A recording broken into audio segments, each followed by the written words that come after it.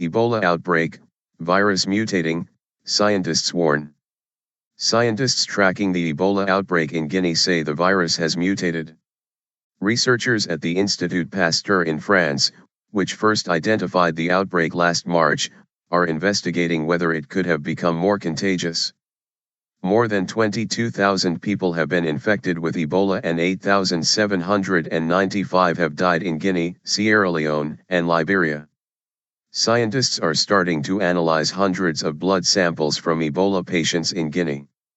They are tracking how the virus is changing and trying to establish whether it's able to jump more easily from person to person. "We know the virus is changing quite a lot," said human geneticist Dr Anavaj Sakuntabhai. Continue reading the main story. Start quote. "A virus can change itself to less deadly, but more contagious, and that's something we are afraid of." Dr Anavaj Sakuntabhai, geneticist. "That's important for diagnosing new cases, and for treatment. We need to know how the virus is changing, to keep up with our enemy. It's not unusual for viruses to change over a period time. Ebola is an RNA virus, like HIV and influenza, which have a high rate of mutation. That makes the virus more able to adapt and raises the potential for it to become more contagious. We've now seen several cases that don't have any symptoms at all, asymptomatic cases," said Anavaj Sakuntabhai. "These people may be the people who can spread the virus better, but we still don't know that yet. A virus can change itself to less deadly, but more contagious, and that's something we are afraid of." Line break. Latest figures. There were fewer than 100 new cases in a week for the first time since June 2014. In the week to January 25 there were 30 cases in Guinea, 4 in Liberia and 65 in Sierra Leone. The World Health Organization says the epidemic has entered a second phase, with the focus shifting to ending the epidemic. Line break. But Professor Jonathan Ball, a virologist at the University of Nottingham, says it's still unclear whether more people are actually not showing symptoms in this outbreak compared with previous ones. "We know asymptomatic infections occur, but whether we are seeing more of it in the current outbreak is difficult to ascertain," he said. "It could simply be a numbers game, that the more infection there is out in the wider population, then obviously the more asymptomatic infections we are going to see." Member of MSF at isolation ward in Conakry, Guinea. June 29, 2014. The current outbreak began in southeastern Guinea and spread to Liberia and Sierra Leone. Another common concern is that while the virus has more time and more hosts to develop in, Ebola could mutate and eventually become airborne. There is no evidence to suggest that is happening.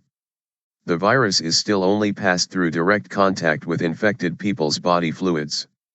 Infectious disease expert Professor David Heyman said, "No bloodborne virus, for example HIV or hepatitis B, has ever shown any indication of becoming airborne.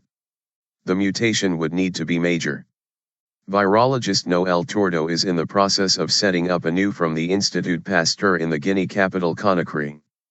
He said, "At the moment, not enough has been done in terms of the evolution of the virus both geographically and in the human body, so we have to learn more.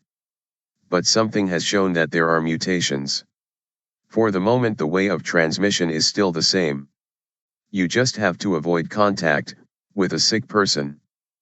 But as a scientist you can't predict it won't change. Maybe it will." Researchers are using a method called genetic sequencing to track changes in the genetic makeup of the virus. So far they have analyzed around 20 blood samples from Guinea. Another 600 samples are being sent to the labs in the coming months. A previous similar study in Sierra Leone showed the Ebola virus mutated considerably in the first 24 days of the outbreak, according to the World Health Organization. It said, "This certainly does raise a lot of scientific questions about transmissibility, response to vaccines and drugs, use of convalescent plasma. However, many gene mutations may not have any impact on how the virus responds to drugs or behaves in human populations." Global problem. The research in Paris will also help give scientists a clearer insight into why some people survive Ebola, and others don't. The survival rate of the current outbreak is around 40%. Download Flash Player now. You need to install Flash Player to play this content. Professor James DeSanto explains the work being carried out to try to find an Ebola vaccine. It's hoped this will help scientists developing vaccines to protect people against the virus. Researchers at the Institut Pasteur are currently developing 2 vaccines which they hope will be in human trials by the end of the year. One is a modification of the widely used measles vaccine, where people are given a weakened and harmless form of the virus which in turn triggers an immune response. That response fights and defeats the disease if someone comes into contact with it. Ebola sample being carried. The research may explain why some people survive Ebola and others do not.